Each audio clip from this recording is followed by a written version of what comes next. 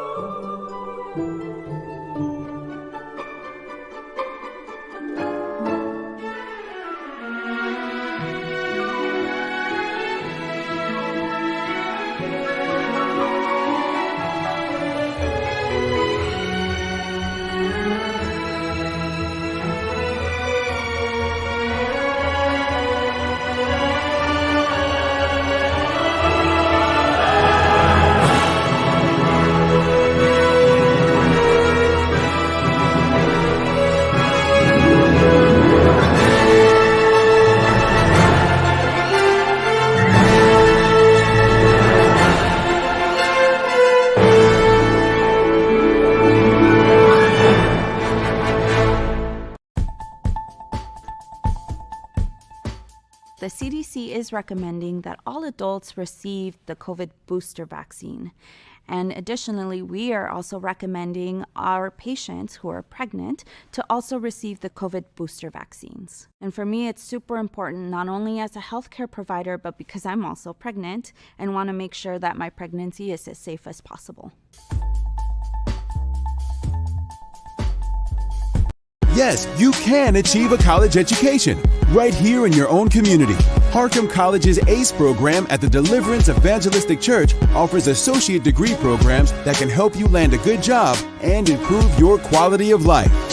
I like Harcum and Debbie because I can continue my education. The teachers are great. The atmosphere is great. It's all possible through iLead and Harcum. Call now or check out our Facebook page at Harcum College at Deliverance Evangelistic Church. Everybody, kids are back in school, back in college. I'm here in Washington, D.C. at George Washington University campus downtown in Washington, D.C. And that's where my medical office is right there. Those who've never been to D.C., you in the heart of what's popping, George Washington University. All these kids, you know what that means, folks? That means everything is coming back to the world of no mask is coming soon. Back. Look at all of these kids. Just look for yourself. These kids are from the campus of George Washington University in Washington, D.C. Let's walk down some more, folks. My favorite place there is Whole Foods. You can see that. But I'm just amazed. Look at all the young people. This is what I'm talking about, folks. If the world is going to change with no mask again, it's going to begin with them. Yep. And the older folk like me, I think we're going to have some older folk like me that's going to be wearing the mask a little longer. But summer 2022, when I look at these young people out here, and these young people, this is what's that's just, they're the future. Some of them still have masks on, some of them still don't have masks. We're here at George Washington University. That's where my sons were born, in that hospital right there. Stephen was born there, Amos was born there. My wife delivered my kids. That's where I've been going for the last 30 years. This is where the president go. All the presidents come right here for their medical business. But look at the kids, folks. Look at the kids. That's what I want to show you guys. This is the future coming back. The world of no mask again. It's gonna be right with them. Where it's gonna stop, folks. If it's gonna change, it's gonna change with them. These are the kids coming back.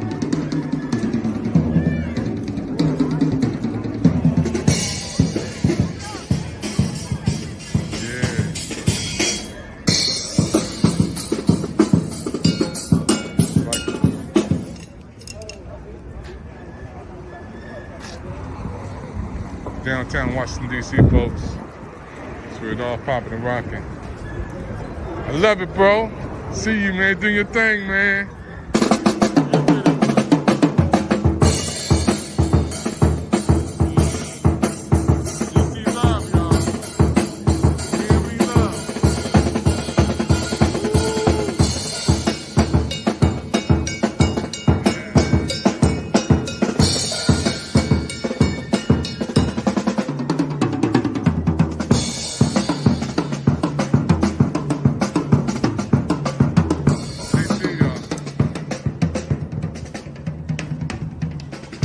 I love DC. Because you got the love down here.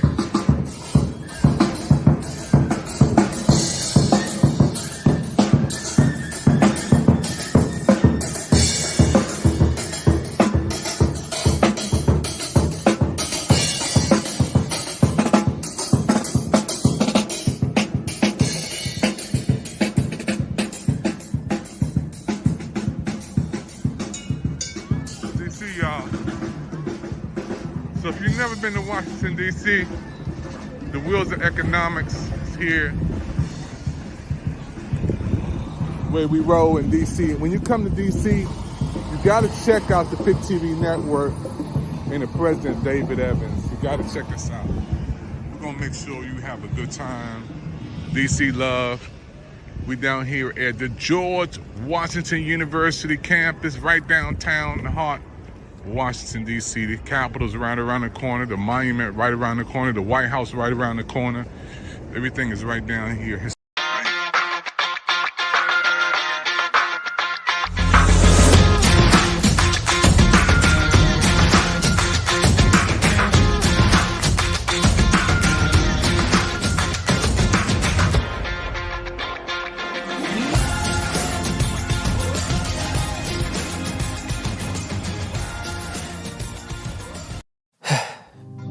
We've all been hurt at some point, even abandoned. Many of us have done the hurting ourselves. We get to the point where we don't trust anyone, nor do we feel worthy of being loved by anyone. Then there's that one person who just doesn't give up on loving you. Their love is unconditional. Their love stays long enough for you to heal. And then they promise to never leave. That's love you can count on. God's love.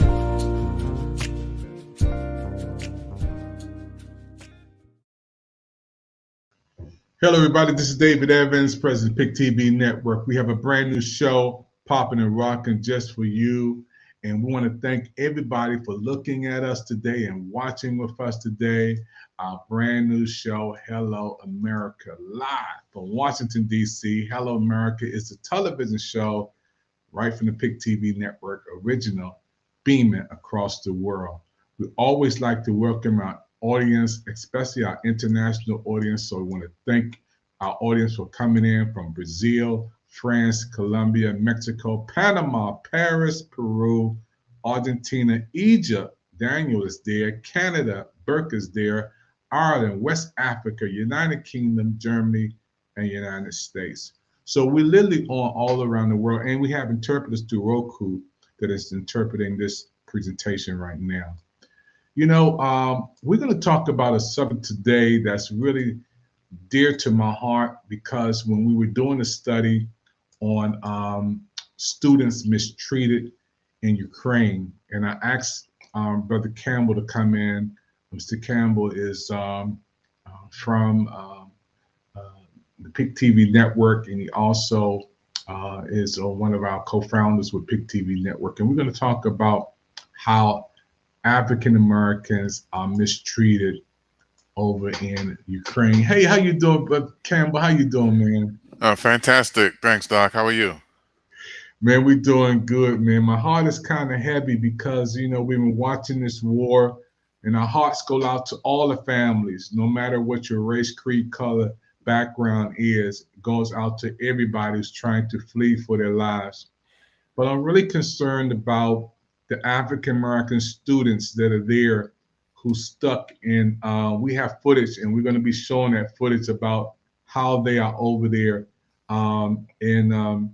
You had talked about this issue even before we recorded some of this footage, how bad it is over there with us and people of color. You know, Ukraine is an interesting place, and for those who haven't been, it's you're not going to find a lot of melanated people walking around the streets of Ukraine. That's just to begin with. So that's just a fact. And the folks that are there are students, they're young people, they're found themselves stuck in the middle of a war zone and are experiencing a significant amount of racism where they're prevented from getting out of the country to board the buses and trains. They have children, some of 2 or 3 years old, sit in the cold and can't get support. They're being treated inhumanely. And I'm glad that the attention is now being brought to this issue, because there was probably a half of a line mention of it on CNN several days ago. And we have to raise awareness, because you have folks who are in a foreign country, find themselves in a war, and now they're being denied access to escape. And they're being denied entry to the only route of escape to Poland that is open to them. The situation troubled me dearly when I first became aware of it and shared it with you. And I'm glad that you're able to do some research and follow up on it, because if it's not for opportunities like what we have here in the PIG TV network to bring forth the truth, it would be swept under the rug for the most part in America. So I'm glad there's some other networks and our networks and folks who are becoming more aware of the situation, because if something has to be done, that you should not have time to be prejudiced and discriminate against people when everyone is looking to escape being bombed and killed, and particularly if that's not even your home country. So it was just a very disturbing situation, and it affected me greatly. And I'm glad that the folks who are on the ground were working together to get themselves out and sticking together, supporting each other. I'm glad that we're bringing awareness to the situation, see if we can bring some pressure onto the Congress and the world alike to force people to act more humanely. Doc, let's go and see some of this footage, man. And we want to say to everybody who's watching, Hello America is a brand new show created by PIG TV Network, like Good Morning America. This is our version, uncut, uncensored, and we're going to connect with our broadcast and show you a clip of what's going on over there with one of our sister broadcasters over in Ukraine. To flee Russia's invasion of Ukraine. Leaders from the continent have said that they are disturbed at reports that African citizens have been refused crossing to safety over the Polish border. The African Union said that singling out Africans trying to escape war would be shockingly racist, and called on all countries to show the same amount of empathy to all victims of the conflict. Now, the reports add a disturbing dimension to the conflict that has sent 500,000 people flooding out of the country. Amongst them, Africans that hail from everywhere from Kenya, Ghana, Nigeria to Morocco and Ivory Coast. More than 20% of Ukraine's international students are Africans.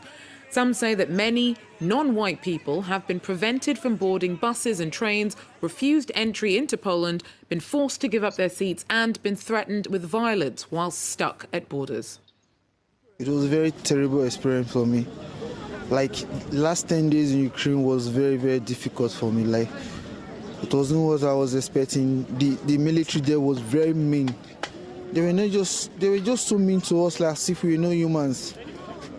No food, nothing, no support. It was just on your own. All they did was go to your embassy. If your embassy is not there, the rest they leave it up to you. We worked for like 12 hours with no food and nothing. You just have to. That was one of my worst experience. Like, the soldiers that was on duty that day was mean.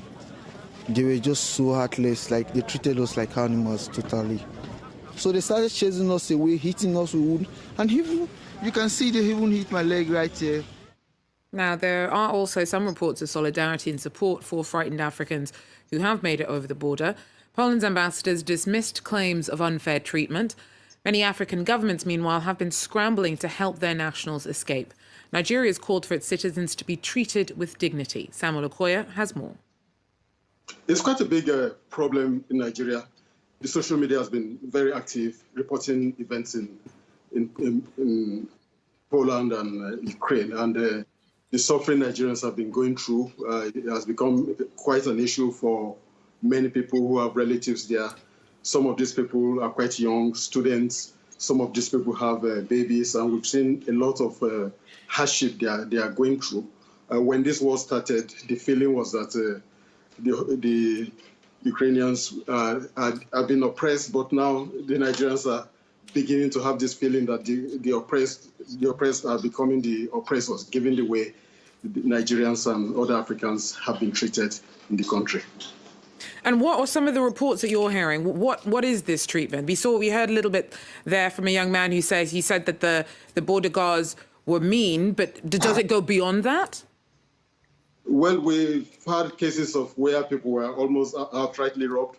We hear of cases where Nigerians have been accused, termed to be Russians, even though clearly they are Africans, and for this reason they were beaten up that they are Russians, they are working for the Russians. We've heard of cases where women with children, babies, have been denied seats in trains, in buses. We've heard of cases where even those who had seats were being forced to give up these seats so that some other persons can take these seats. We've seen photographs and videos from bus stations, train stations, where you see all those that are left behind are just Africans, mainly Nigerians. So what's the response been from the Nigerian government? Well, the Nigerian government has been quite, has responded on this. It said everybody should be treated with dignity. That in a conflict situation, everybody should, under the UN Convention, everybody should have a right to escape, irrespective of the color of their skin, irrespective of the passports they are carrying. And the government said Iranian authorities and Polish authorities have denied Nigerians the right to escape. And they said this should stop so that the Nigerians should be allowed to go to safety. So, of course, the Nigerian government cited instances also where Nigerians have been denied entry into Poland. The government outrightly said there is discrimination and Nigerians have been discriminated on account of their skin color. But Cameron, when you see that, man, it tears me up, because here we're 400 years later. We're in Washington, D.C. We got a show coming from Washington, D.C.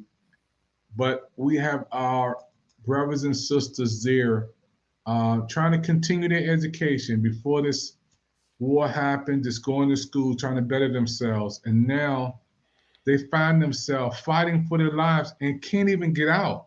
I mean, if you get to the train before I do, it shouldn't matter what color we are. But over there it does. You're absolutely right. And it's conflicting to have empathy for the people being bombed when they are discriminating and putting people that look like you. I could easily be in that situation. You could easily be in that situation. Any one of us could easily be in that situation. And we can't take it lightly. The young man that was speaking, when he said that the soldiers have been mean, his lack of command of the English language, it should not be taken lightly that he's saying the soldiers are mean. I think he lacks the vocabulary to truly express the mistreatment, the discrimination, the brutalization, the violence that he has been experiencing. And he was very clear. They were beaten, they've been denied, they haven't received food, they're not providing any kind of assistance. They're living in a torturous environment, attempting to escape war like everybody else, particularly since that's not their home country. They should be given certain considerations to make sure that people who are visiting their country get the opportunity, like anybody else, to get out. And they're being targeted, they're being detained, they're being abused. This treatment is absolutely, you know, just disgusting in behalf of the people from Ukraine.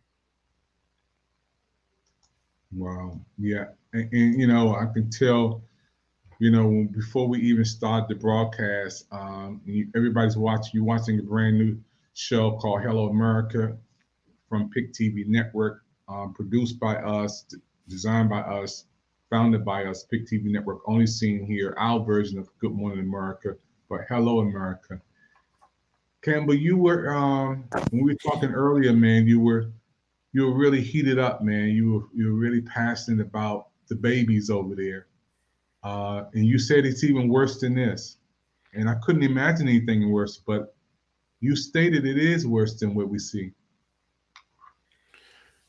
The the coverage that we're seeing the coverage of the people, the gentleman who once he's gotten out of Ukraine, telling about his experience, and we're seeing the coverage of the people at the airport being denied access to the trains.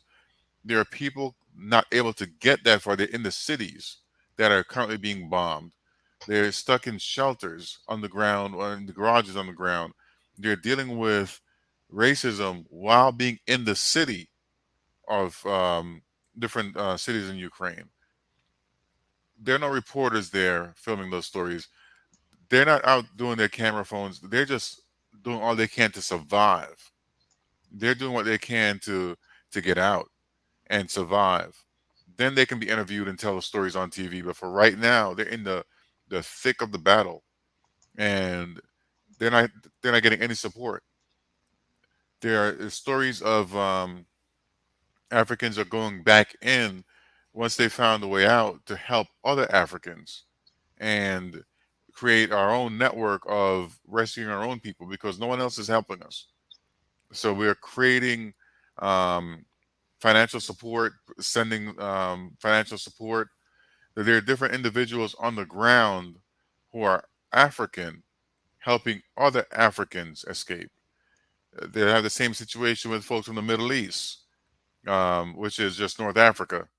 There is no such thing as the Middle East. They're North Africans, so they have the same situation, attempting to make their way out into safety as well. Um, I don't know how, in the middle of a situation like this, people find the time to be racist when we should all be coming together to make sure that everyone gets safe and can see babies that, I mean, Ukraine gets cold. I mean, you're talking about negative 20, 30, 40, 50 degrees cold. So I'm not sure what the temperature is there now, but it's definitely not, 70, 85 degrees. So we should be more sensitive to, getting people who come there to the train and come to the train station, just getting them on the first thing moving and getting people out and getting them to safety. And that should be what the concern is of the government and the soldiers that's there, that's preventing, because you're talking about individuals and people who are at these locations stopping one able-bodied male whose only difference is he's of a melanated hue and a white Ukrainian. That's the only difference. He was there first. They were there first. They stopped them, removed them, and bring white Ukrainians on to take their place and leave them staying at the train station. That is disgusting. Yeah, my heart goes out to everyone who's fighting for their lives.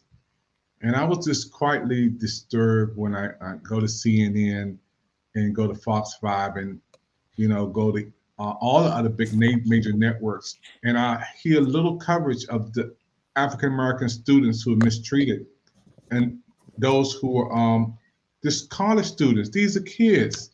Campbell, one day my godson, your son, he'll be going away. So what if he was over there right now? I think any parent should have empathy regarding the situation, and every human being that's watching the situation should feel, you know, a should feel the pain that the Ukrainian people are feeling because they're being attacked by Russia. They're being invaded. They're being occupied, and they're doing all they can to fight back. But at the same token, the African students are not their enemy, That's and they're right. fighting their anger, their racism, their hatred. It's all coming out for whatever reason. Instead of everybody sticking together to save human life, they're putting the lives of the folks who are there just to get an education, the kids who are there just to get an education, because you know we have to identify the fact that they are children. Most of them have not traveled before. This is the first time they're experiencing these type of conditions and going through these situations. They're there to get an education, and when people are visiting your country, you have a responsibility to make sure they're protected, safe, and taken care of. That's what we do here when we have visitors coming from other countries. We do our best to keep them safe, protected. They're kind of sheltered.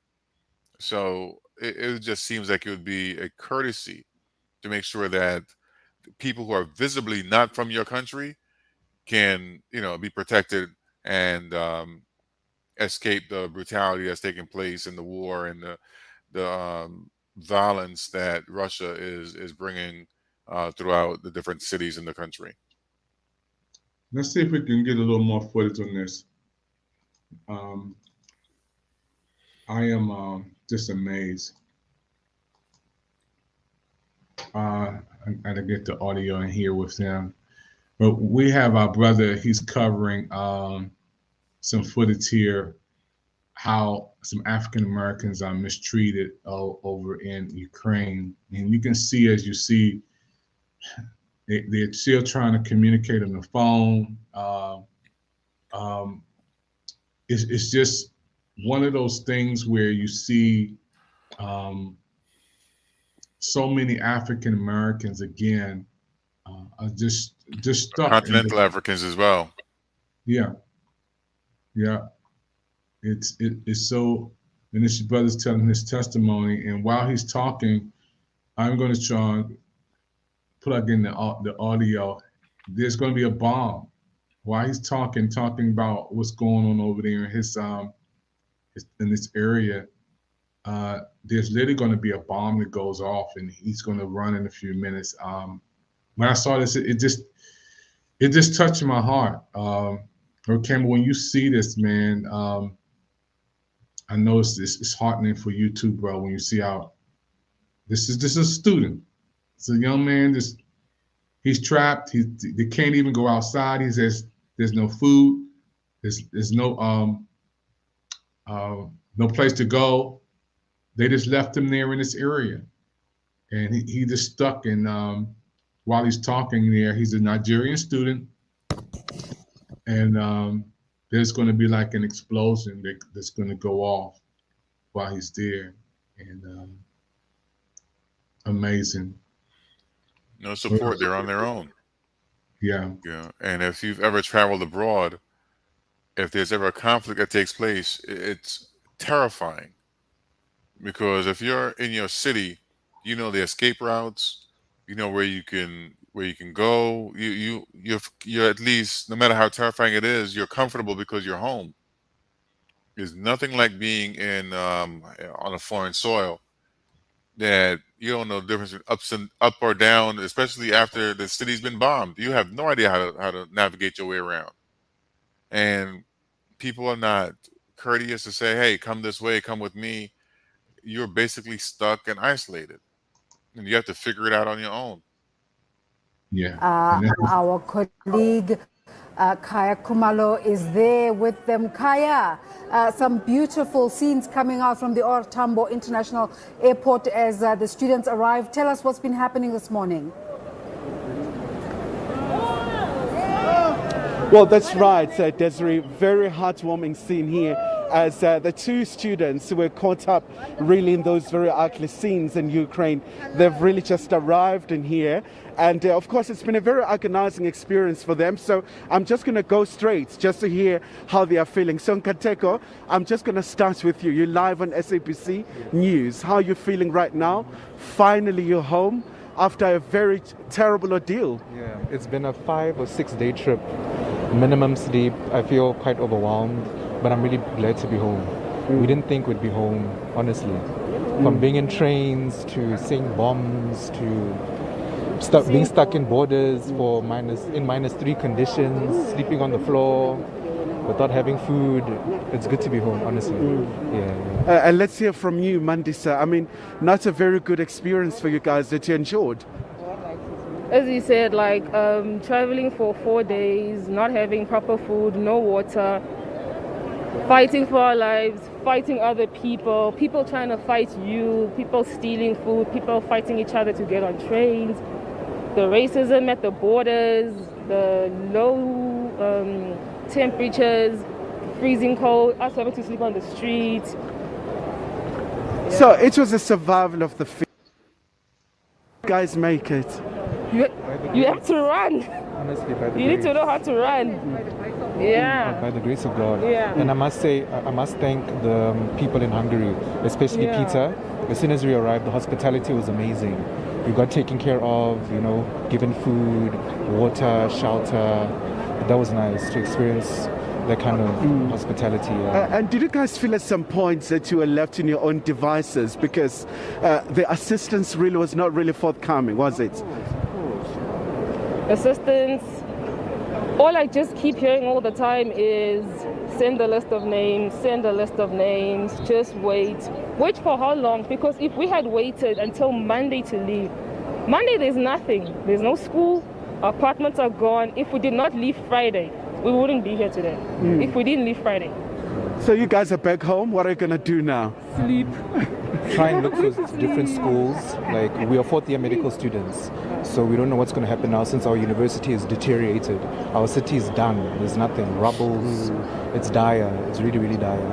I must say, that might be hard. Like, we're trying to apply. That will be what I'm doing here. All right, guys, we're going to leave it for now. But Desiree, I'm just going to see if we can speak to the mother just to hear her. How is she feeling right now? She was telling me about a very traumatic experience she had to endure as well. So, Mama, right now, how are you feeling? Your daughter is finally home. You were telling me about the flight you had to try and get and experiencing all kinds of hardship. How are you feeling at this point? I'm so relieved. I'm so relieved, and I thank God they are here. I can see them now. Physically, I can see them. I thank God. That's all I can say. How was that experience when Mandisa was sending you the voice notes right in the thick of one of the very unprecedented time, right in the war? It was very difficult for us as a family, but we had to pray and trust God that He is protecting them. Not only Mandisa, all of them. I was praying for all of them. I was even praying for the whole of Ukraine. So God is so wonderful. God is so wonderful. He's so faithful. Yes, all I can say, I thank God. All right, Mama, thank you so much. Of course, Desiree, that's Mandisa's mother. Of course, she's quite grateful. It hasn't been a very easy experience. And of course, you can see the scene where we are, right? The arrivals at terminals. Of course, you can see the families here. You can really see a very heartwarming moment. It's a joyous occasion as the family now will be interacting and making sure that their children are looked after. But also they were really talking about their experiences, really traversing the hardship and really a very emotionally taxing experience being away from home, especially because it's the coldest time in Ukraine. So imagine facing quite a very horrendous war. So for that, Desiree. Okay, when you see that, man, we sleeping in warm beds tonight. We got food in our icebox. We have clothes to wear. We have fresh water to take a bath. You have 2 kids at the house and a beautiful wife and taking care of mom. They said they had to sleep on the streets. They said they didn't have food to eat. She said if they hadn't left on Friday, Campbell, they wouldn't have got out. That's 2 out of the thousands and thousands of ones who's still trying to make it where they are.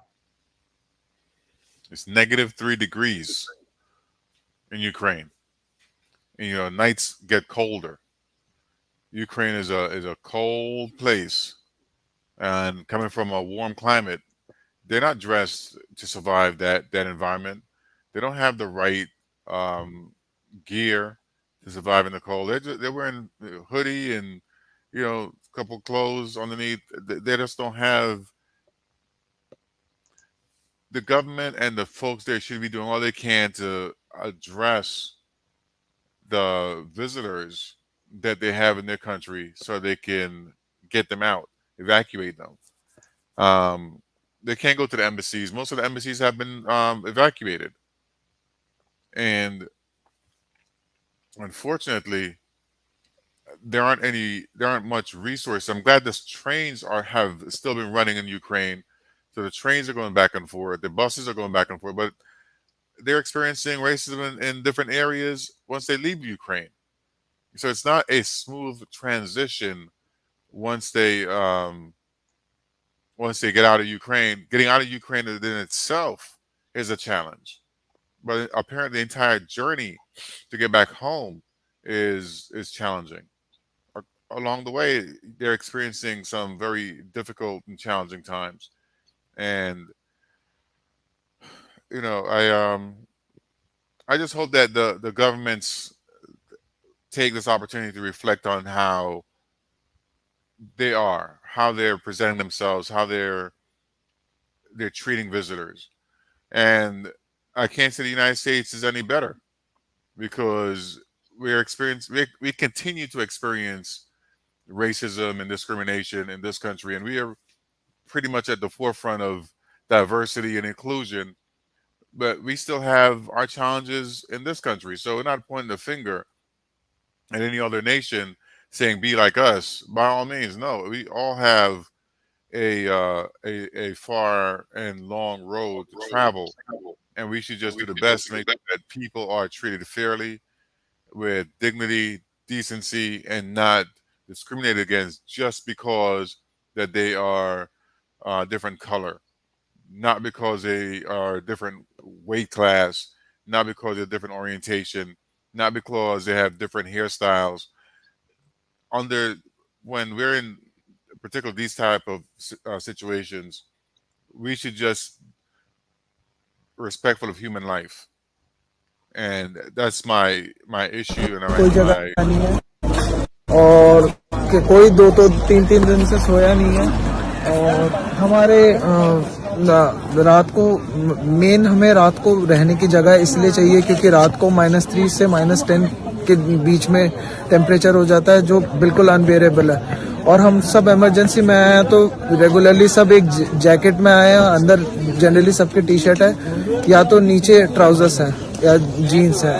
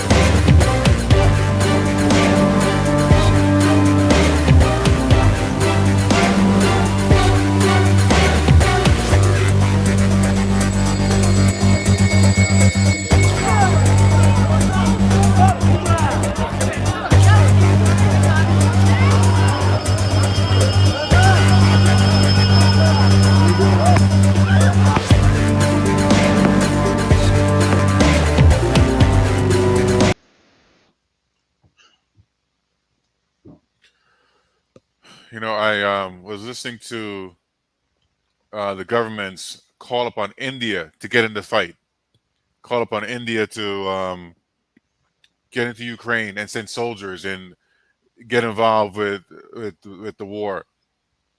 And the question is, the environment for them have not been welcoming. You can't discriminate against people, attack people, beat up on people, and then ask for them to help you in your crisis, particularly while you're going through your crisis. It's disheartening to watch. It's uncalled for. It's uncalled for. People just want to get home. They just want to get out. They want to be safe, and they're worrying about getting bombs dropped on them from the enemy approaching, and they can't advance because they're being discriminated and beaten by the forces that's supposed to be securing and protecting them. They're in a situation where they have to fend for themselves, similar to the Africans, similar to the people from Muslim countries. It's an environment that if you're not Ukrainian, if you don't look like you were born there, if you're not white Ukrainian, you're not welcomed, you're not assisted, you're not supported. You are basically on your own fending for yourself.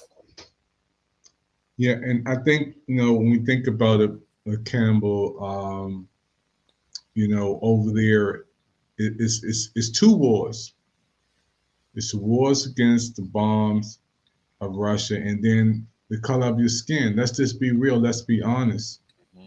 For them to be mistreated, go to the train station, we're not letting you on. Go to the bus station, you're not letting you on.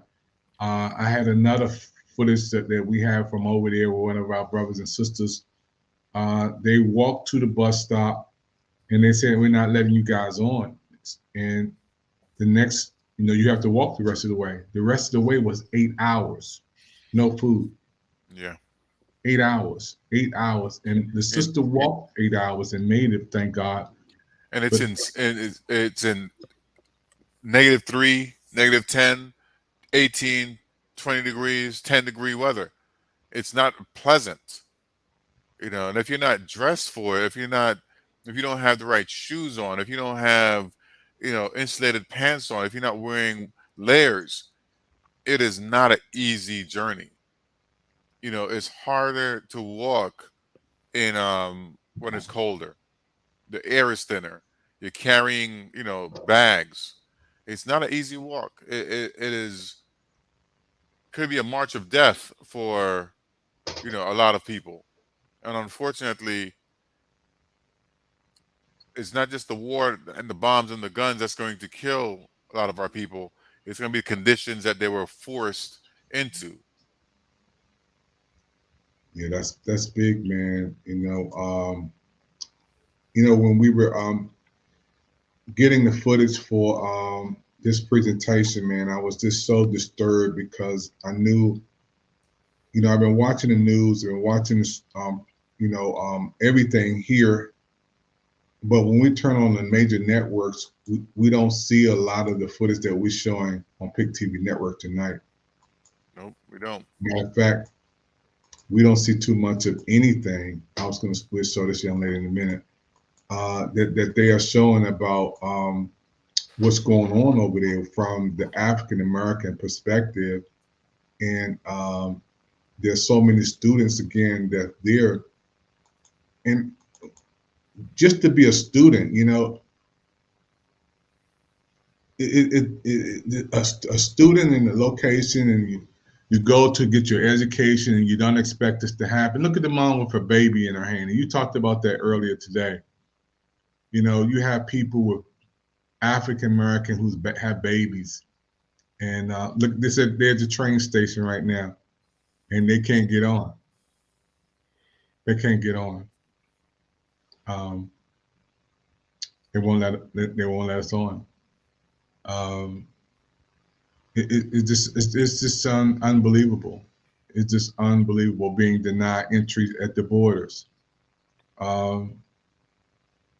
Campbell, we from Washington, D.C. You've been on Capitol Hill. you fought for different things. This young lady talking about how her life, man, and the passport. It seemed like there's, Indians are second Africans, and she's talking about her story. This man has a baby in his hand, and it's just so many people who are hurting there. And again, I just think fair treatment with everybody. Look at these brothers outside the train station, Campbell. Just trying to get on. There's gunshots going on. Indians were saying the wars were guns shot at them, beaten. They tried to get to port. Hundreds of thousands of people. How far can you walk before your legs give out? How far can you go without food and water? With children. Like I said, they're putting folks on the death march. The members of Congress were recently in Ukraine, and I don't think this was an issue that was brought up. We have to. Ukraine is getting $1 billion from the U.S. government. They're getting resources and support from NATO countries, and they're getting other resources from different explorations in African countries. So they have relationships with the countries that the folks have been stuck or being mistreated in. I think the governments of these countries need to demand that they get their citizens out. It needs to be a priority. I know when anything goes on in any other country, we go to the embassy first and get out first. If we're stuck, they have arrangements to make sure that we get across the board. There should be some type of protocol in place to make sure that instead of folks being discriminated against and getting beaten at the border, instead of shooting warning shots so they can go back, everyone that gets there should be welcomed. Everyone that gets to that border should be treated with dignity, should be provided sanctuary, should be provided relief, water, blankets. That's what our donations, that's what our Red Cross, that's what the UN, any support that's being sent over that's what it's there for. It's not labeled for Ukraine use only. It's there to support and assist the people that come across, the refugees and anyone else who's escaping, displaced persons, anyone else who are, escaping the war. And that's the bottom line. Aid and support doesn't have a color on it. Yeah, I think the images that we see speaks for themselves when we see so many people fighting for their lives, and my heart goes out to students. I'm a former high school teacher and college teacher. In the chat is just help, please, can you help us out, please, can anybody help? There's parents there, there's children there, and they're trapped there, and it's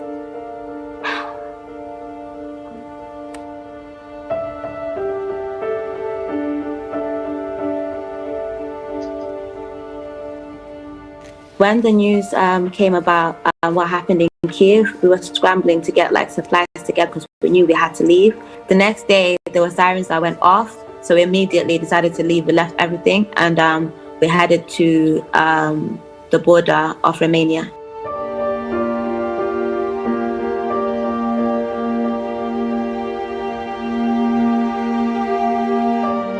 So the day the news broke out, I instantly thought about the African community in Ukraine because I knew nobody would prioritize what was going to happen to us. So I started creating Telegram chats so that people could communicate and think of ways to get out, and sharing resources on Twitter, along with trying to find my own way out. The students on the ground in Sumi have been like raising their concerns with me about what is happening. So far we've been able to find 1,000 students, but there's still some students that we're not in touch with, and the number is growing every single day.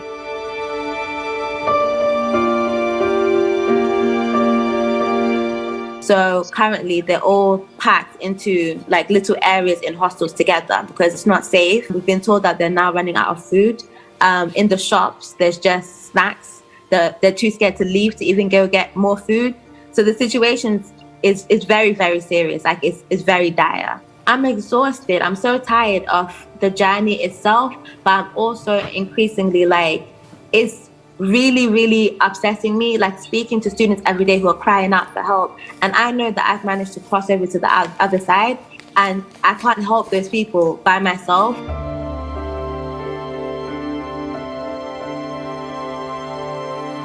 We realized that trying to put the buses together ourselves without any support from any convoy or anybody who can assure their safety out of Sumi, we may be actually putting their lives in danger. So now we're just trying to raise awareness of the situation and appeal for help at the powers at be.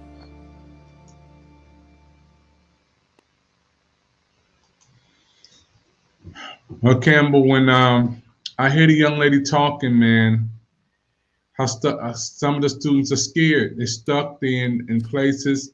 They don't want to leave because they don't have nowhere to go. Food's running out. Me and you were young, man. We were in our teens. We were in our 20s. But we never faced nothing like that before. Did you see all the people at the train track, at the train station, Campbell? Yeah. I think all the evidence that we've seen this evening supports all the claims that you've heard we've been talking about. We didn't make this story up. We didn't not assuming that this is what's happening. We're seeing evidence, clear evidence of it by people who are on the ground. You know, we're hearing it directly from them. It's the situation that the government, the military, the police have created, have exacerbated the need and the circumstances that the international students found themselves in. They can't stay where they're at because they're being bombed. They don't know which direction is up, down, north, south, east, west, because the city's been leveled. If they go the wrong direction, they're running into the arms of the Russians. Who are the aggressors that's coming in, killing people and mowing down cities. And when they do find their way to the exit to get out, instead of being welcomed and supported, they're detained, whipped, beaten, starving, frozen. They're in a no-win situation, so they're doing the best they can as children. And it's important to point out the fact that they are children, because 12-year-old melanated child is considered an adult. So these are children. We have to identify the fact that they're not professionals, they're students, their studies. This is probably their first time getting away from home. So they're in a situation that we have to call out those governments and people who are pretty much detaining and terrorizing African folks and melanated people, African Americans, international students, Indian, Muslim, all forms of discrimination, prejudice, racism, brutality at the hands of the Ukrainians need to be addressed. At the hands of Poland needs to be addressed. At the hands of other actors that are receiving these visitors and people being displaced, it needs to be addressed. They need to be called out and be held accountable for their actions. Wow. When I hear the young lady talking, man,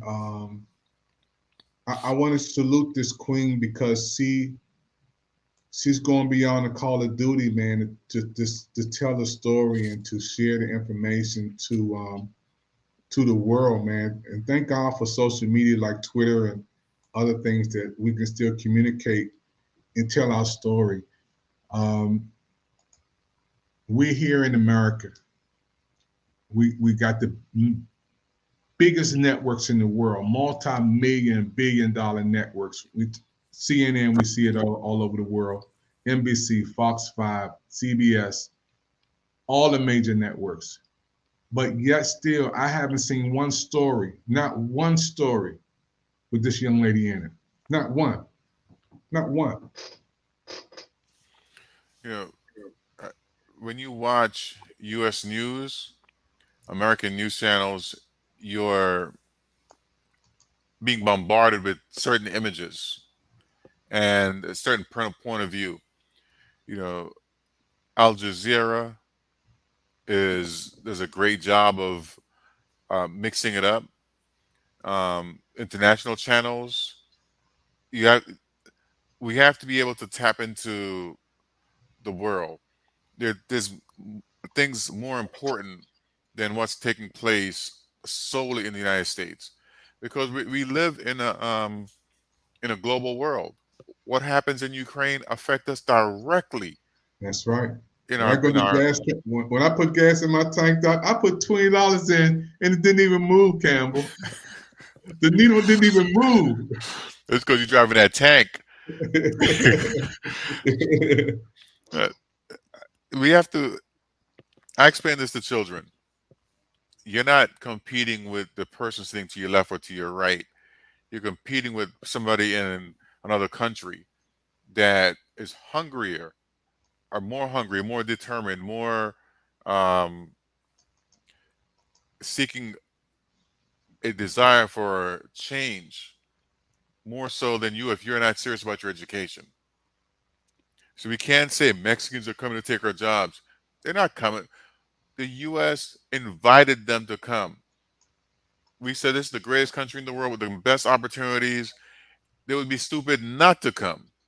You know, they can come, work, support their families, because whether it's Caribbean doctors, Caribbean nurses, Mexican farmers,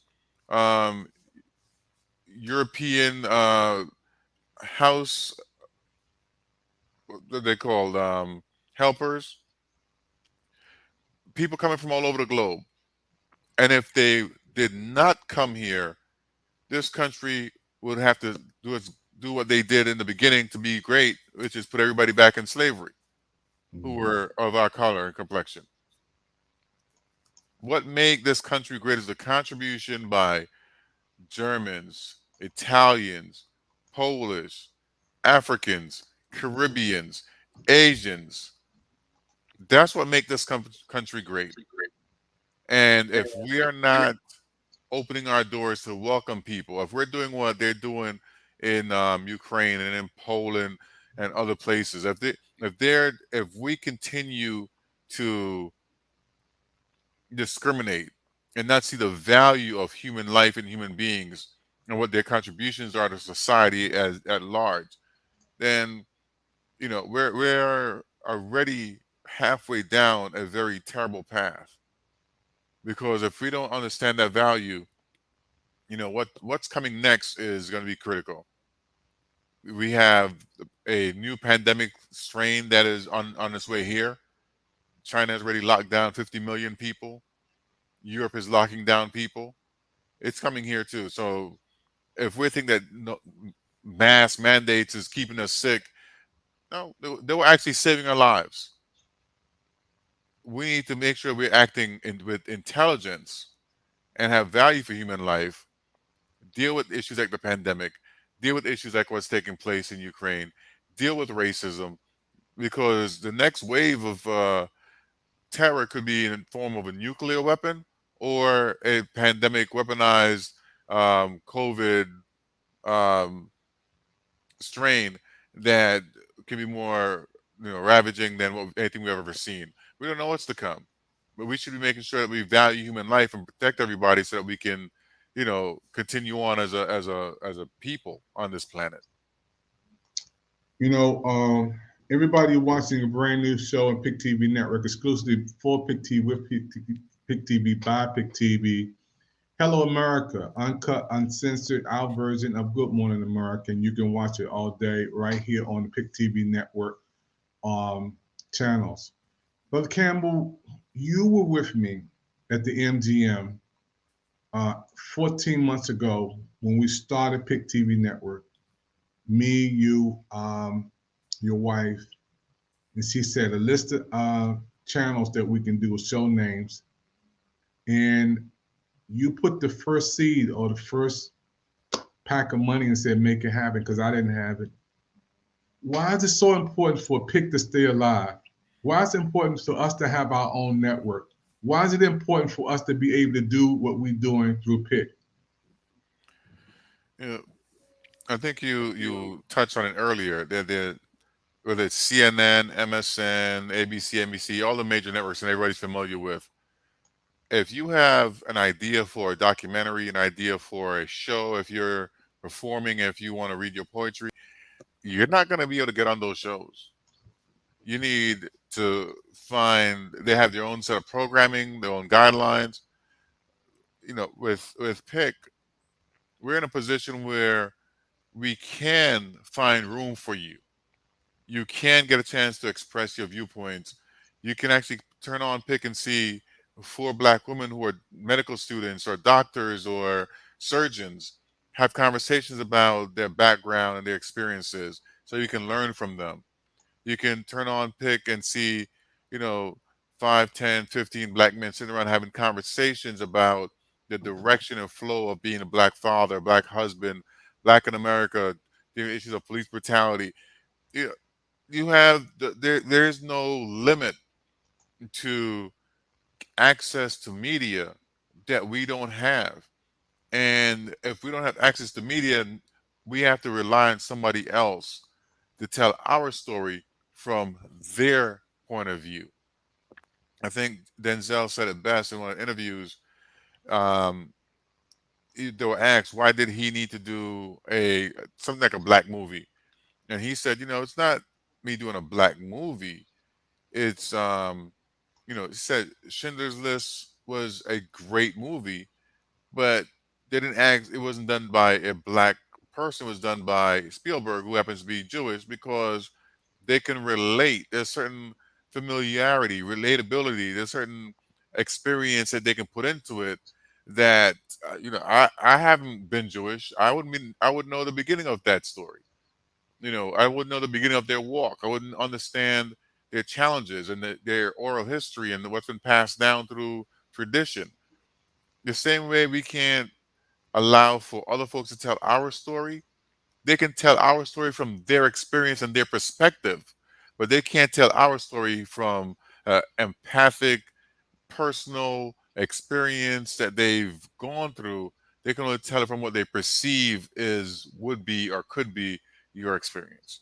So the uniqueness, the value, the reason for Pick is because we have an opportunity using the Pick TV network to expose the world from our viewpoint, our standpoint, our vantage point, the experiences.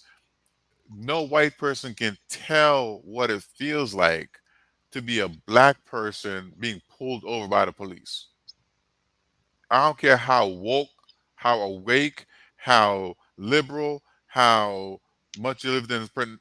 They cannot, because time and time again, we've seen videos where you have a Black and a white person, and the Black person gets stopped by the police, is thrown on the ground, boot in their neck, handcuffed, and being sat on, while the white person is pretty much given a bottle of water, asking if they're okay. Yeah. It's almost impossible to really convey that. You can show the image on TV, but to actually have somebody who's been through that, who's understand the trauma and the terrorism that you have to deal with on a regular basis when you see the police, when you walk into a bank being rejected, walk into a job interview and being told that the job is taken. They just advertised the job 24 hours ago. It was in this release. You show up 24 hours later with your resume in hand. They say, "Oh, sorry, the job's been taken."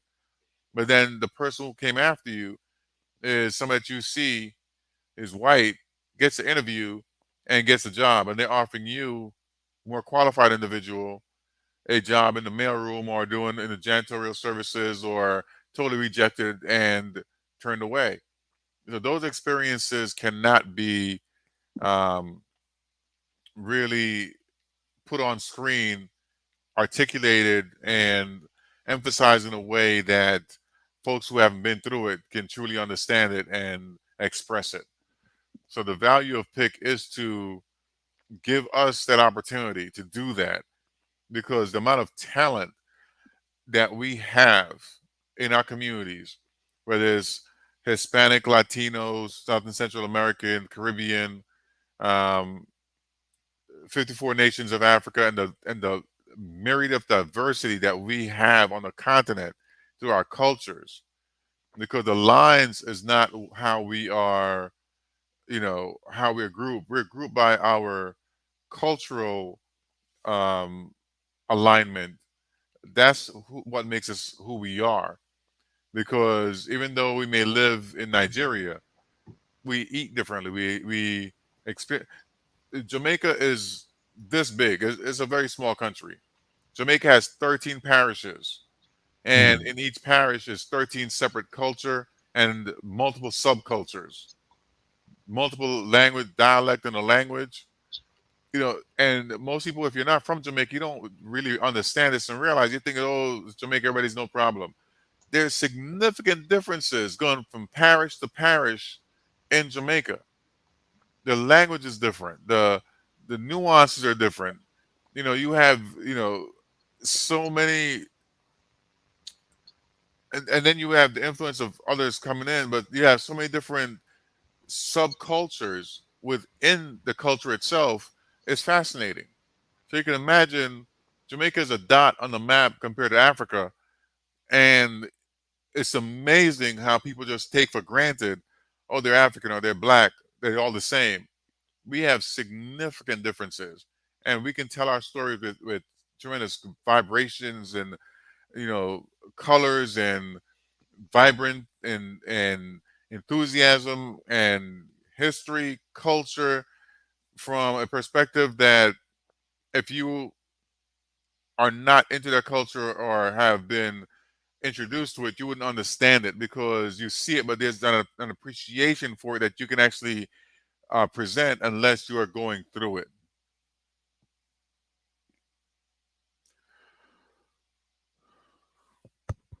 You muted yourself. Yeah, man, I got so caught up in hearing you talk, man. I was just like, let me just soak this in. Let me take something in too. Folks, you're watching a brand new show on PIC TV Network. My name is David Evans, founder of PIC TV Network, and my co-founders with me today, Mr. Campbell. We're talking about today a real heart-touching subject, the students who are being African-American students or African students mistreated in Ukraine. And we showed you some images, and we hope that everybody look at the replay. Show it to everybody you know. This is a brand new show. Again, hello, America. This is our show, created from the nation's capital, where I've been all my life. You see the Capitol back there. This brother been there. I'm right here. I work right down the street from the Capitol, and this is my home, and it will always be my home. I love Washington, D.C. I was born here, and I have brothers and sisters and family here. I grew up in the D.C. public school systems, so this is my home. But when I think about people who are fighting for their lives, and this kids, and we talked about this earlier, when you're a student in school, you're young. We've been in our 20s, we've been in our 30s, 40s. But when you're young at that age, you don't understand it. You don't understand why. You don't understand all of what's going on. All they're doing right now is trying to fight for their life. And I think if you at the train, before I do get Brother Campbell, you should be able to get on. If you walk 4 hours to get to the train, and you should be able to get on. But that's not the case. That's not the case. Yeah, I think a lot of the women and children have already been let out of the country. So at this point, there's not even a justification to say that they're saving room for women and children, particularly when you're watching able-bodied white Ukrainian men walking past you and taking a seat on the transportation that you were either denied or removed. And the reason how they told you is, well, no more, or women and children only, or it's full, and they're letting folks walk right past you because there's footage of it. You know, so these stories are not, anecdotal. There's actual footage, and I think the message is getting out. People's cell phones, using social media, and to be able to utilize our medium to help bring awareness and bring attention and bring action and hopefully relief to the folks that's there. And I'm glad that we're able to have this conversation and highlight this. The people of Ukraine are suffering, and we want to get them the aid they need, but we also need them to act responsibly, without hatred, discrimination, and in a fair manner. Campbell, we have a Twitter audience now, and our Twitter audience is a major audience, and that Twitter audience is Jada Pickett, 1.6 million followers. Will Smith, millions of followers. Bill Gates, 57.5 million followers. Steve Harvey, 4.5 million followers. Barack Obama, our former president forever, 1.3.2 million followers. Kevin Hart, 37 million followers. Elon Musk, 78 million followers. Jamie Foxx, one of our greatest persons we love in comedy, 4.6 million followers. Kamala Harris, our first African American vice president, 19.5 million followers. President Biden, our president today, 33.9 million followers. Warren Buffett, 94.7 thousand followers. Mark Zuckerberg, Jeff Bezos, founder of Amazon, 3.7 million followers. Tyler Perry, 6.5 million followers. Oprah Winfrey, 43.2 million followers. LeBron James, 51 million followers. But if we're not going over there and doing something to help these brothers and sisters over there who are being mistreated, Brother Campbell, the numbers, it's just numbers. They don't care about the names that we just saying. If I need help, if I need food, if I need some water, who's going to help me to make it to the next place to save my life? Are we getting bigger and bigger, but are we getting better? It's a difference. And I'm happy for everybody who we're reaching through Twitter, and we have these addresses and people who we just loaded up because we're on Twitter now. And I hope somebody see these messages out of these millions of people. Because this is not about me or you. And we didn't make this up, just like you stated.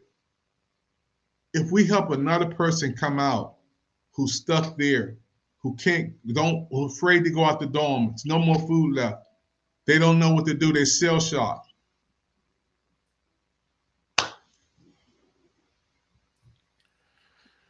I think the question you asked is very relevant. Are we getting better? And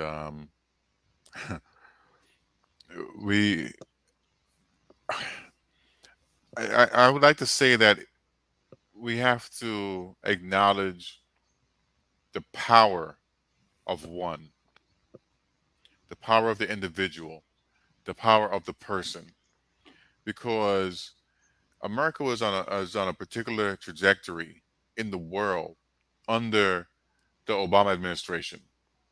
There was a visible difference in how the world treated us and how the world was operating. Following the end of the Obama presidency and the beginning of the next presidency, that one particular individual created a firestorm that just swept through the world with absolute total destruction and disregard for human life. And people want to know, what is it, their one vote, their one voice, their one action themselves, what is it that they can do? It's not going to make a difference. And it makes all the difference in the world, as we can tell. You know, each one's voice adds to the conversation and the noise that's taking place to make it louder and louder and louder. And, you know, our movements are led by individuals. They're led by a person. You have to put a face and put somebody in charge, because we follow individuals, we follow leaders, we follow people. And if we have the right message, people will follow that leader who's giving out that message. I think being able to utilize our platform to identify what's taking place, and now a call to action in which we would have everyone that's watching get on their Twitter, their Facebook, and whatever social mediums that you may have access to. Get on your telephone, call, post, repost information about making sure that the African children, the children from Asia, and Muslim children, African Americans, return safely and are not being discriminated against while the war in Ukraine is taking place. We have to call it out and call out those countries and call out those leaders. And if they're asking for our support, you can't ask for our support in your time of crisis while you are terrorizing our citizens. It doesn't make sense. So whatever platform that we have access to, whatever platform that we're posting on, we're tweeting on, we're, scrolling on, we need to be commenting. We need to be making sure our voices are heard, that we see what's taking place, and we're not supporting it. And if that continues, our governments will not be allowed to continue to support those governments in their fight against the invasion and the war, because we have to take a firm stance. If we don't, then we're saying it's okay that what's taking place, it's okay. I don't respect myself enough, and I'm going to commit myself to join on the forces of oppression to support the greater good, and what's going on with the individual, it's not important. And we can't continue in that way. So we have The chat is just speak out. help, please. Can you help us out, please? Please, can anybody help? There's parents there, there's children there, and they're trapped there, and it's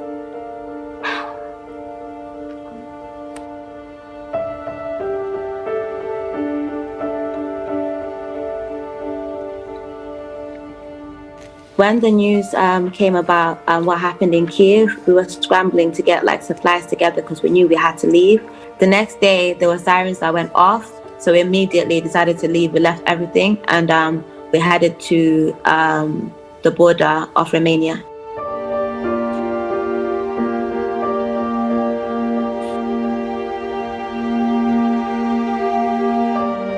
So the day the news broke out, I instantly thought about the African community in Ukraine, because I knew nobody would prioritize what was going to happen to us. So I started creating Telegram chats so that people could communicate and think of ways to get out, and sharing resources on Twitter, along with trying to find my own way out. The students on the ground in Sumy have been raising their concerns with me about what is happening. So far we've been able to find 1,000 students, but there's still some students that we're not in touch with, and the number is growing every single day.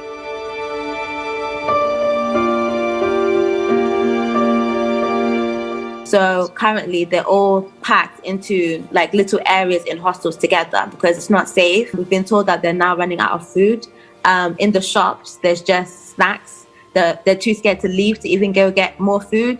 So the situation is very, very serious. Like it's very dire. I'm exhausted. I'm so tired of the journey itself, but I'm also increasingly like, it's really, really upsetting me, like speaking to students every day who are crying out for help. And I know that I've managed to cross over to the other side, and I can't help those people by myself.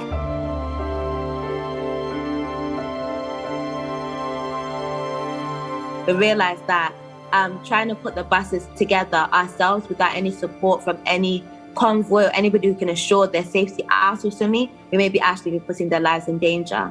So now we're just trying to raise awareness of the situation and appeal for help at the powers at be.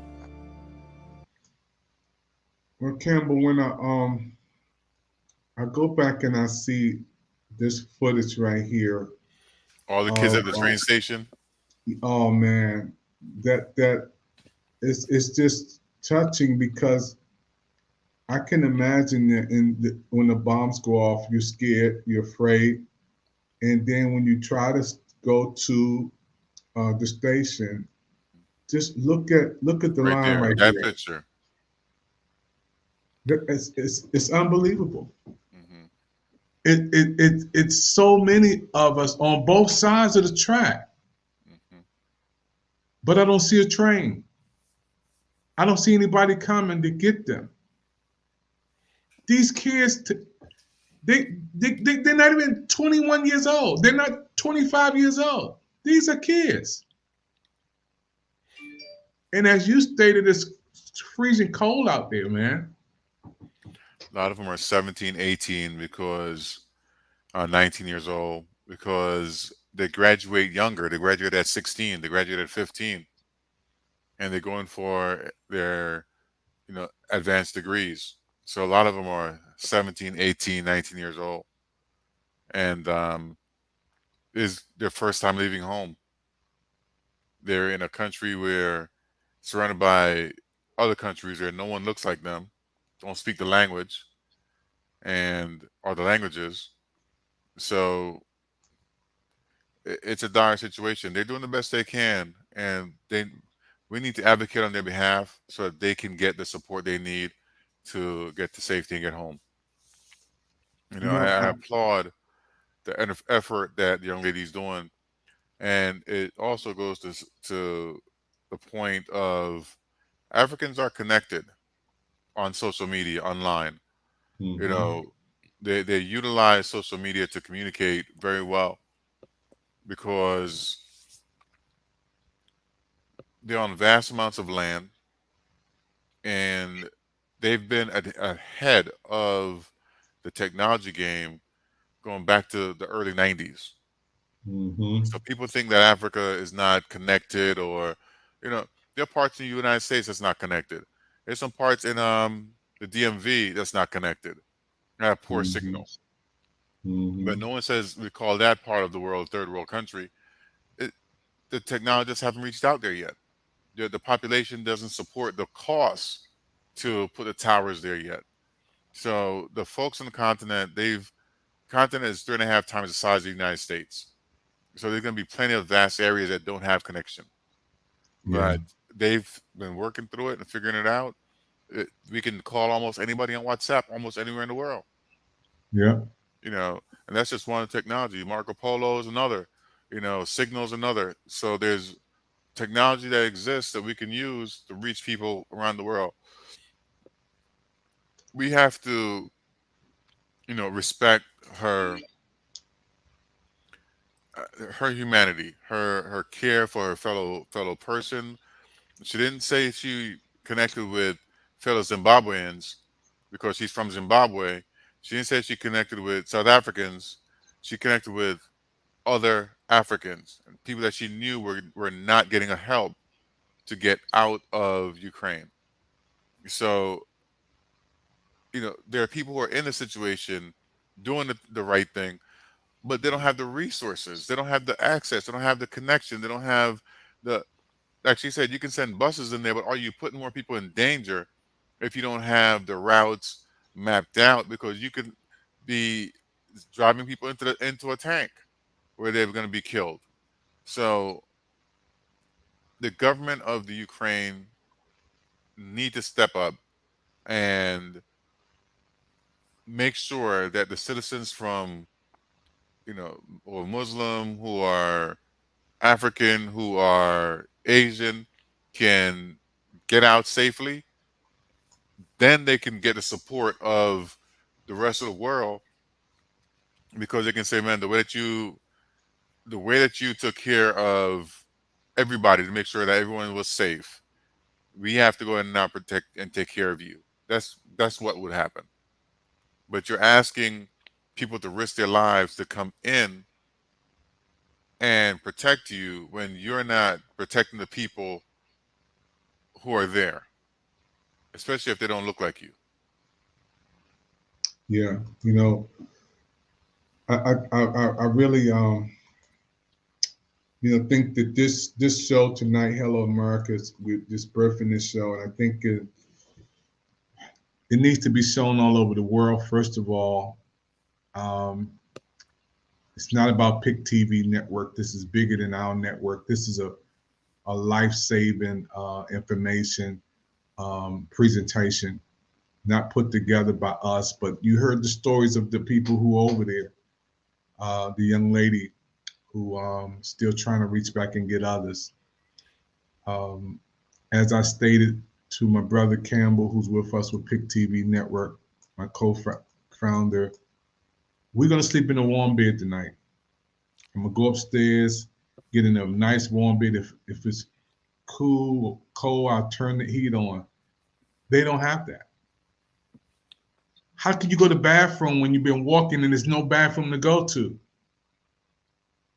When there's no food to eat? When you have to walk 8 hours to get to the next place to stay alive? And we're not even talking about the senior citizens or, and our heart goes out to everybody. I want everybody to understand one thing before we close this broadcast. We are praying for everyone, every family in Ukraine we're concerned about. Young, old, rich, poor, Caucasian, African American, everybody. But our presentation tonight is basically for the students. We're reaching out to see how we can throw a lifeline out and help the students who are trapped there that we don't hear too much about.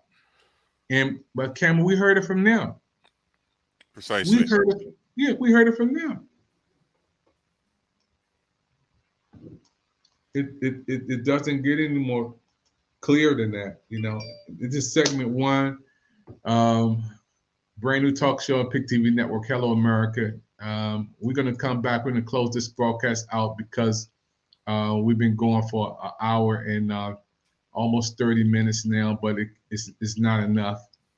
If you want to help and you want to get involved, you can call the Pick TV Network. You can chat in as you look at the replay of this. Do what you can do. And just think about if that was your daughter, if that was your son, if that was your loved one there, what would you do?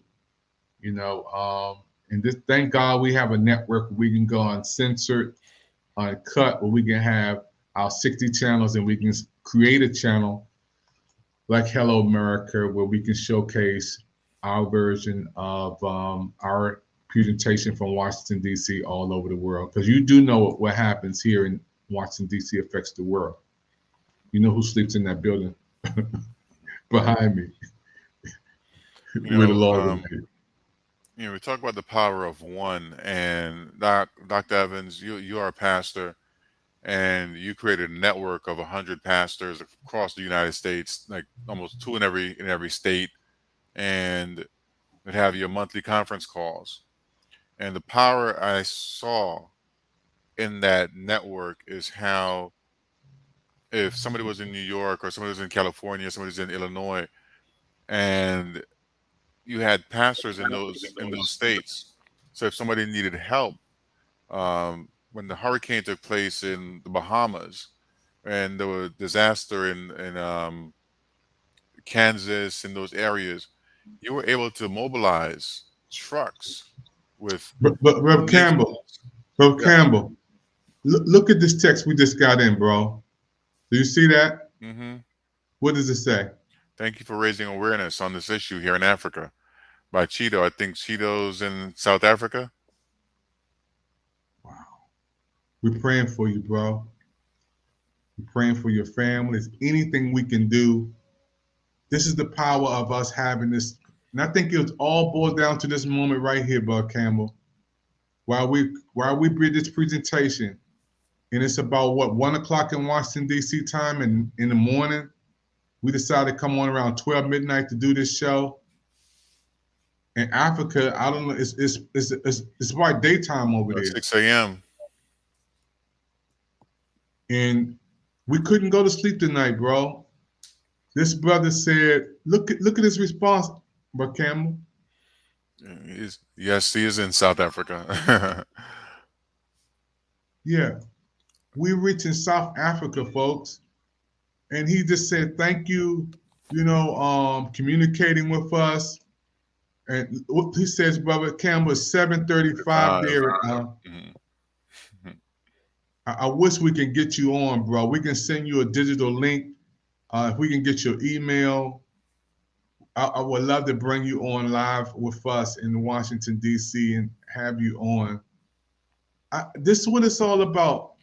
Campbell, when we started this broadcast an hour ago, I never thought we would have someone on from over in Africa and saying thank you for raising awareness in our issues here. I never thought that. I never thought that brother would come on and link into our conversation. What a powerful, powerful media source that we on live around the world. And now we have a brother chatting in from YouTube saying thank you for wearing awareness on what's here in Africa, 7 o'clock in the morning. But that's the power of media. We could be on here talking nonsense. We could be on here miseducating people by talking about something that's not factual. We could be making stuff up, doing movies that are fantasy. But we choose to deal with the current issue that's facing the people from Africa, Muslim folks, and Caribbean people in Ukraine. Because there were Jamaicans that were stuck in Ukraine and couldn't get out as well. So being able to use this platform to raise awareness, to touch people, 6 hours away in the continent, to touch people 12 hours away in other parts of the world, to ask them to email us with the information how they can be, figure out how they can be helpful, who we can connect them with, and what can be done. But number one thing is, don't keep this information to yourself. Go on social media, post it, let it be known, raise your voice, because each one voice add up to something. So each one voice makes a difference. I thank the brother for listening and for responding and paying attention to the issue, because we have to mobilize. It doesn't, this can happen to anybody, anywhere, to anyone, anywhere, at any given point in time. We saw the buildup happen in Ukraine, and we kind of had more time to plan, and but evacuating that many people under any circumstance is going to be challenging. But imagine if it was a terrorist situation that were on the seas from anywhere in the world. It can happen with terrorism. Imagine if it was a natural disaster that would happen anywhere in the world with a flood or a mudslide, or any other type of disaster, or an accident that caused a nuclear or some other meltdown to take place. We have to look out for each other in a way that, first, humanity first. We're all on this planet. We all need to live together, work together, and figure it out. You know, Go ahead, Doc.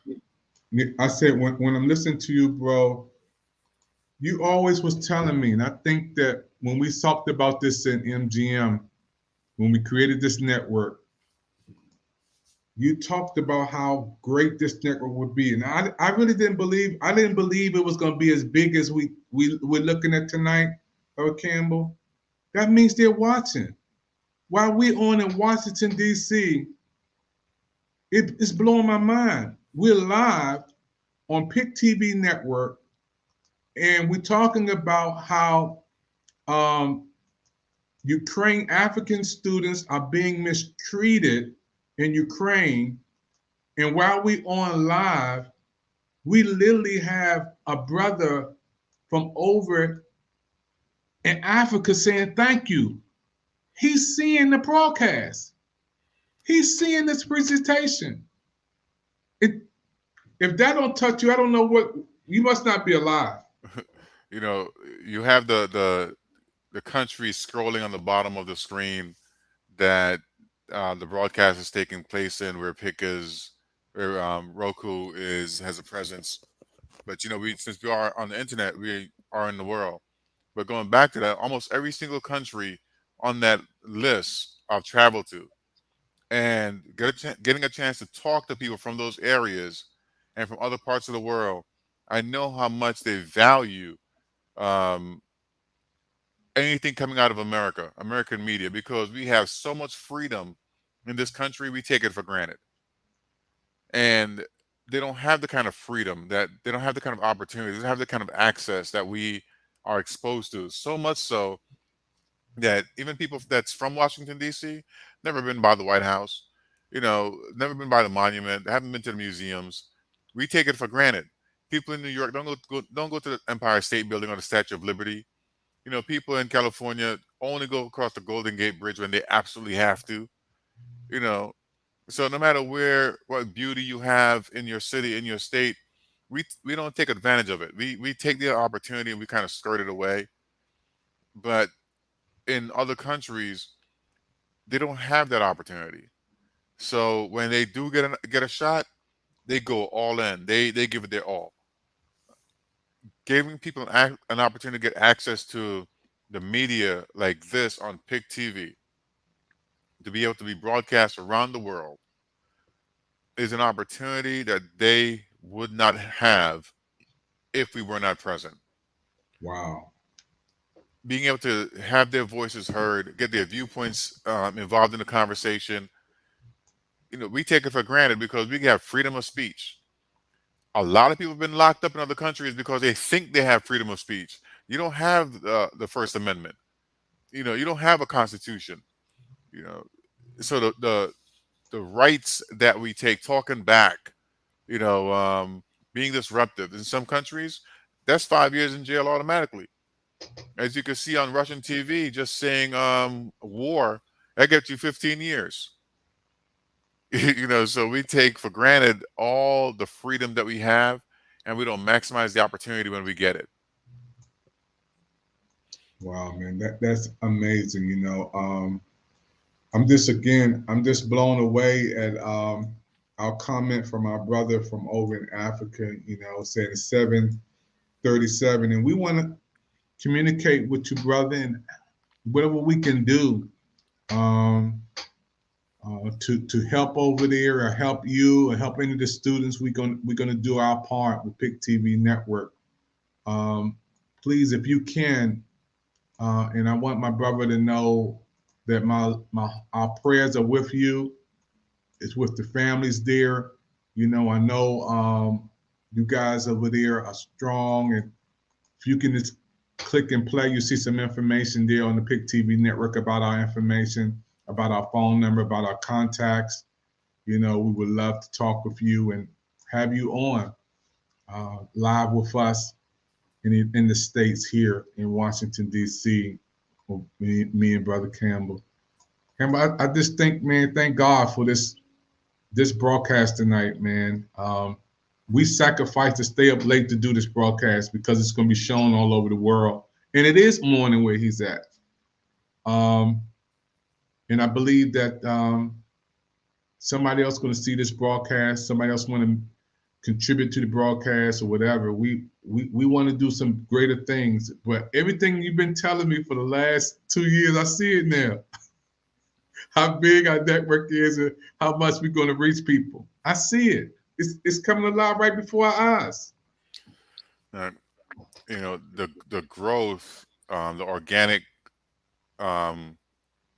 growth of the network is something I've always envisioned, because I see where, you know, when you build a base from the ground up, you know, running campaigns and doing grassroots events and getting people from the ground up, it has so much value because they become a part of you. You build customer loyalty. There's a reason why advertisers target children, because once they introduce the product to the child grows up with an understanding of what the product is, and now they take ownership of that product and they carry it with them and give it to their children. You know, we want the people watching PIC to grow up with us. We're new. We're a year and a half in. You want them to grow with us, to build with us, to take ownership, to get their own programs and do things that lead to, you know, the freedom of information that will make, you know, kind of even level the playing field. Wow. It's amazing, man. Our colleague Kaya Kumalo is there with them. Kaya, some beautiful scenes coming out from the OR Tambo International Airport as the students arrive. Tell us what's been happening this morning. Well, that's right, Desiree. Very heartwarming scene here as the two students who were caught up really in those very ugly scenes in Ukraine. They've really just arrived in here. And of course, it's been a very agonizing experience for them. So I'm just going to go straight just to hear how they are feeling. So Nkateko, I'm just going to start with you. You're live on SABC News. How are you feeling right now? Finally, you're home after a very terrible ordeal. Yeah, it's been a 5 or 6 day trip. Minimum sleep. I feel quite overwhelmed, but I'm really glad to be home. We didn't think we'd be home, honestly. From being in trains to seeing bombs to being stuck in borders for -3 conditions, sleeping on the floor without having food. It's good to be home, honestly. Yeah. And let's hear from you, Mandisa. I mean, not a very good experience for you guys that you endured. As you said, like traveling for 4 days, not having proper food, no water, fighting for our lives, fighting other people, people trying to fight you, people stealing food, people fighting each other to get on trains, the racism at the borders, the low temperatures, freezing cold, us having to sleep on the streets. Yeah. So it was a survival of the fittest. Guys make it. You have to run. Honestly, you need to know how to run. Yeah. By the grace of God. Yeah. And I must say, I must thank the people in Hungary, especially Peter. As soon as we arrived, the hospitality was amazing. We got taken care of, you know, given food, water, shelter. That was nice to experience that kind of hospitality. And did you guys feel at some points that you were left in your own devices because the assistance really was not really forthcoming, was it? Assistance. All I just keep hearing all the time is send a list of names, send a list of names, just wait. Wait for how long? Because if we had waited until Monday to leave, Monday there's nothing. There's no school, our apartments are gone. If we did not leave Friday, we wouldn't be here today. If we didn't leave Friday. So you guys are back home. What are you going to do now? Sleep. Try and look for different schools. Like, we are fourth-year medical students, so we don't know what's going to happen now since our university is deteriorated. Our city is done. There's nothing. Rubbles. It's dire. It's really, really dire. I must say, that might be hard. Like, we're trying to apply. That will be what I'm doing here. All right, guys, we're going to leave it for now. But Desiree, I'm just going to see if we can speak to the mother just to hear her. How is she feeling right now? She was telling me about a very traumatic experience she had to enjoy as well. So, Mama, right now, how you're feeling. Your daughter is finally home. You were telling me about the flight you had to try and get and experiencing all kinds of hardship. How are you feeling at this point? I'm so relieved. I'm so relieved, and I thank God they are here. I can see them now. Physically, I can see them. I thank God. That's all I can say. How was that experience when Mandisa was sending you the voice notes right in the thick of one of the very unprecedented time, right in the war?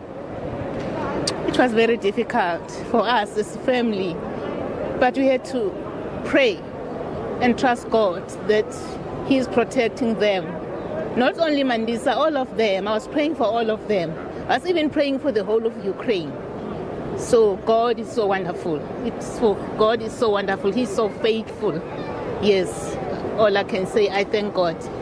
All right, Mama, thank you so much. Of course, Desiree, that's Mandisa's mother. Of course, she's quite grateful. It hasn't been a very easy experience. And of course, you can see the scene where we are, right? The arrivals at terminals. Of course, you can see the families here. You can really see a very heartwarming moment. It's a joyous occasion as the family now will be interacting and making sure that their children are looked after. But also they were really talking about their experiences, really traversing the hardship and really a very emotionally taxing experience being away from home, especially because it's the coldest time in Ukraine. So imagine facing quite a very horrendous war. So well, Campbell, so man, we have to close this broadcast, but we got to do another segment. Our brother over in Africa who just popped in and chatted in with us. We've got to find a way to get him on because I want him to come on the broadcast with us. You know, if we can, you can chat in and we can get his email, WhatsApp, whatever we got to do to get a signal to bring him on. This has been amazing. Those who are watching right now, this is our show, Hello America. You'll see it only on the PIC TV network. It's our show, organized by us, founded by us, Mr. Campbell and I. We're doing our first segment of many, many more. I believe God smiled down on us tonight because we had the person chat in from over in Africa who's here and he's saying thank you. And I think we got another chat. I just seen something else that he popping in with us saying thank you, you know, and we saying thank you for popping in and giving us the love that we have. Man, I'm just gonna take a breath, a deep breath and say, I love you, bro. Hug the kids for me. Tell the wife I said hello, man, and thank you for being the best co-host in the world, man. For this, I'm just trying to keep up with you, Doc. Up at 2 o'clock in the morning, up early, late. You know, I remember before you started this, you were getting 10 hours of sleep a night. Hey, but listen, it's 7 o'clock over in Africa, man. So the world is ready and waiting. There's tremendous opportunity, 24/7, bringing people in from all over the continent, all over the world, getting different viewpoints, and you know, a lot of people won't. To some people, this is their first interaction with Black people in America. That's not in the movies. That's not rappers. That's not playing sports. Seeing two regular human being Black men sitting down, having a conversation, talking about real issues that's affecting them in their country. And I think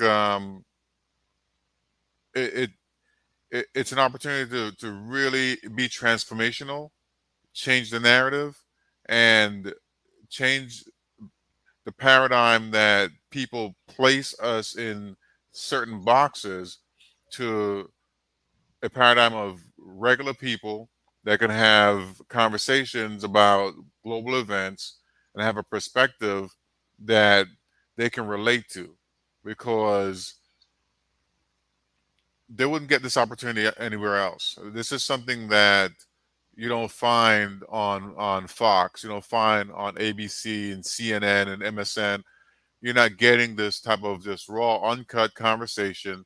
This is not. We're not reading from note cards, or we're not reading from what's coming up on the teleprompter.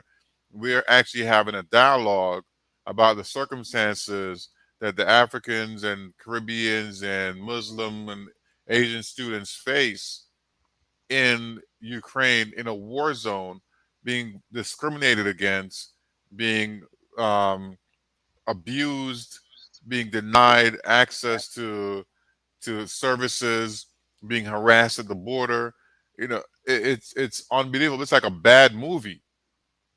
So this platform is something that I'm so glad that you continue to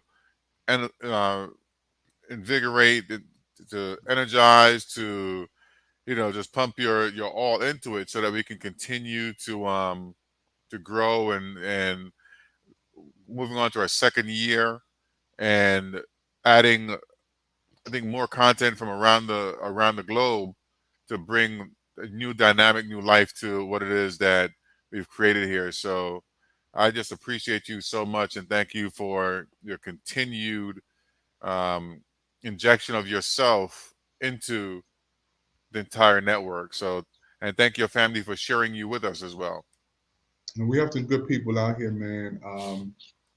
Again, when we on Twitter, when we locked into Twitter, we have a Twitter audience that we send our links to now, from the president to everybody. And I want to give a shout out to Anthony Anderson, Rotimi from Power, Kim Burrell, Vicky Winans, Dorinda Clark Cole, Maya, who had just seen Sunday at the MGM, Howie Hewitt, Trina, William Hung, Claudia Jordan, Brian Mitchell, Reginald Ballard, Brumman from the fifth floor, Martin Lawrence Show, Kid and Play, D.L.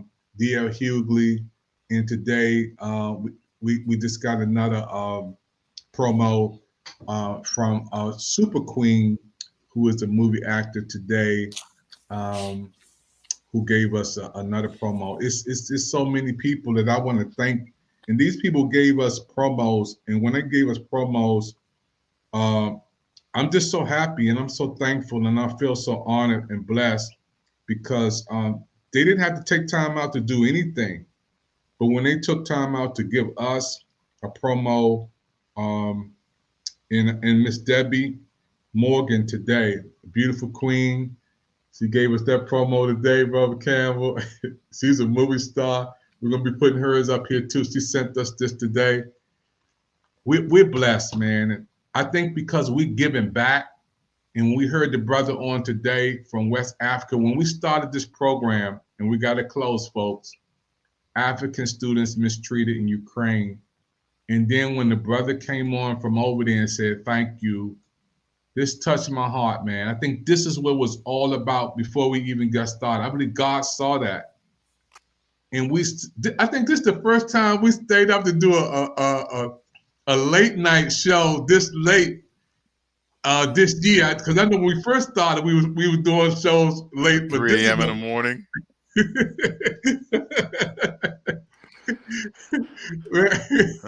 But this is so important. We didn't have an outlet. There wasn't an outlet for us to convey this. And I think when I first brought up to your attention, it was like, we do have a network and we have to get the word out about what's taking place. But for the most part, most people just watching it saying, wow, that's sad, and feel they can't contribute or do anything about it. And I just want to go back to the fact that when you had that network of pastors, and you have access to people from around the world, and to be able to reach out to somebody and say, hey, I have somebody there, can you help them? We can use that very same network, serve as a conduit to bring information back and forth, so people know, instead of going to Poland, maybe head to Hungary, and stop here along the way. We're going to use this channel to send donations so that there's food, blankets, and clothing. All these things can be done. We're in a position where we can actually do these things and connecting with people who are on the ground and then adding to the networks that they've already created, so we can make sure that they get the supplies that they need. They get the information in real time that they need so that they can actually travel safely and get back home to their families. It's all done. Hey, everybody, thank you for watching our brand new hit show on the PIC TV network, Hello America. My name is David Evans, and my brother, Mr. Campbell, is here, and we're going to see you next time on the show. It's been great. It's been awesome, and we're praying for everybody over in Ukraine. We're praying that peace will come your way real soon. God bless you. Until we meet again is our prayer. That's Desiree, back to you in studio. Absolutely, Kaya. Thank you so much. Let's take you back. It's good to see people come together. It's good to see people be blessed. We've all been hurt at some point, even abandoned. Many of us have done the hurting ourselves. We get to the point where we don't trust anyone, nor do we feel worthy of being loved by anyone. Then there's that one person who just doesn't give up on loving you. Their love is unconditional. Their love stays long enough for you to heal. And then they promise to never leave. That's love you can count on. God's love. Count on me. Don't be worried. Cast